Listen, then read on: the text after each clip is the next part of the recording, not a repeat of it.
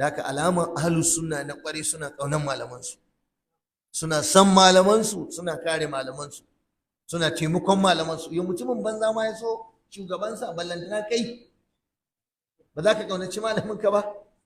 Ai malaminka jarinka, ai malaminka ruhinka, malaminka abokin tafiyarka, malaminka shine mai riko da hannunka ya kai ki gidan aljanna.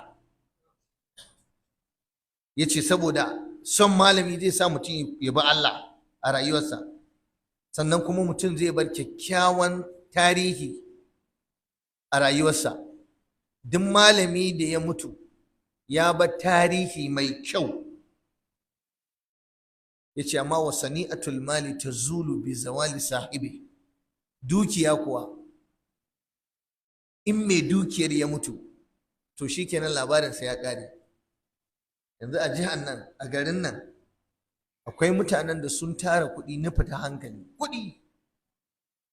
Mutum muna yara mun sani wallahi a ƙofar gidajen sababbin motoci, in muna so mu ga sabuwar mota to ƙofar gidan wane za mu je a garin nan.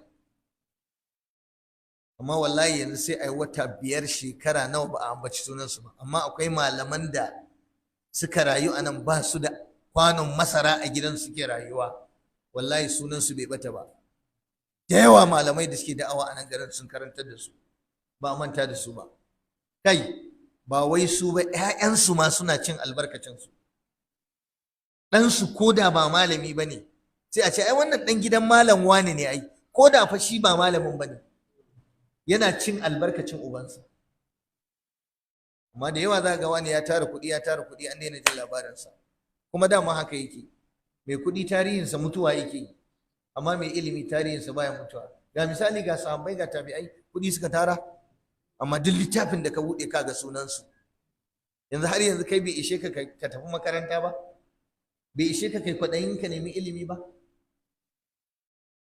Ambatansu baya mutuwa malam, baya ƙarewa. Mai mulki zai iya bata, sai an je an buɗe littafin tarihi can sai a ce ai akwai wani shugaba ya taɓa. Yanzu nan ko ni da nake muku wa'azin nan, inda za a ce in karanto shugabannin ƙasar Najeriya sai na yi tunani, sai na yi bincike. Amma wallahi an ce in faɗi malaman Najeriya, manya-manyan malamai, yanzu zan faffaɗe su wallahi. Akwai malam wani a gari kaza, akwai malam wani, akwai malam wani, akwai malam wani.